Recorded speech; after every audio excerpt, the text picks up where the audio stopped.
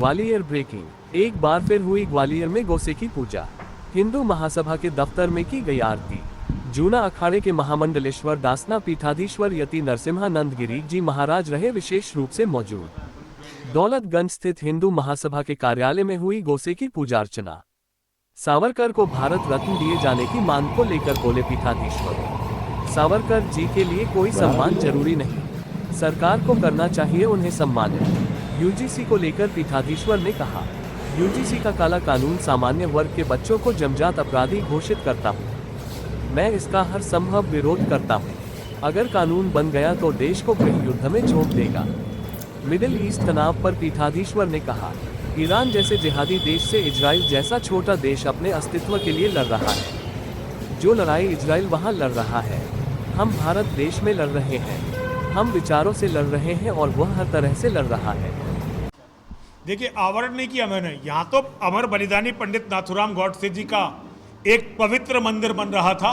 हिंदू महासभा के कार्यकर्ता हमारे जयवीर भारद्वाज जी, जो यहाँ के पुराने हिंदू महासभाई हैं, जिन्होंने सिद्धांतों के लिए कभी भी संघर्ष को नहीं छोड़ा और हमेशा सिद्धांतों के लिए संघर्ष किया, यहाँ तो पवित्र मंदिर बन रहा था अमर बलिदानी पंडित नाथूराम गौडसे जी का, जिसे भाजपा सरकार ने जबरन रोक दिया और पंडित अमर बलिदानी पंडित नाथूराम गौडसे जी की मूर्ति को जब्त कर लिया, प्रतिमा को जब्त कर लिया। ये बहुत बड़ा अन्याय है, बहुत बड़ा अत्याचार है। मैं कठोर शब्दों में भाजपा के इस कुकृत्य की निंदा करता हूं और इसको अपना विरोध दर्ज करवाता हूं। नाथूराम गौडसे जी के विचार अगर जीवित नहीं रहे तो सनातन धर्म नहीं बचेगा। अमर बलिदानी पंडित नाथूराम गौडसे जी ने अपने लिए कुछ नहीं किया। उन्होंने अपने लिए कुछ ना करके अपना तो केवल बलिदान दिया। उन्होंने जो कुछ किया सनातन धर्म के लिए किया, हिंदू समाज के लिए किया, भारत राष्ट्र के लिए किया। तो उनके विचार सनातन धर्मियों को सदैव अपने मन में, अपने हृदय में संजोने चाहिए। हमने हमेशा ही महापुरुषों के मंदिर बनाए, तो नाथूराम गौडसे जी का क्यों नहीं मंदिर बनना चाहिए जब सबके बने हैं यहाँ पे? राष्ट्रपिता कौन? राष्ट्रपिता कौन? किसे आप राष्ट्रपिता कह रहे हैं? राष्ट्रपिता तो महादेव है।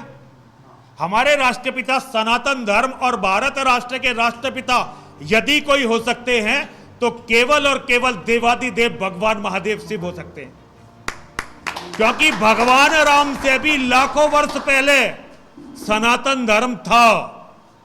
हम भगवान राम को भी सनातन राष्ट्रपिता नहीं, अगर आप गांधी के साथ इसको जोड़ते हैं तो गांधी को तो पाकिस्तान का राष्ट्रपिता बोलिए। भाई, गांधी ने पाकिस्तान बनवाया और जिन्ना और गांधी की दोस्ती से पाकिस्तान बना, तो पाकिस्तान का राष्ट्रपिता आप गांधी को कह सकते हैं।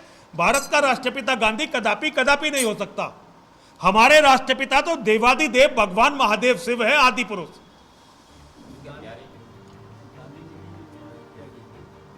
क्या भगवान राम ने रावण की हत्या नहीं की?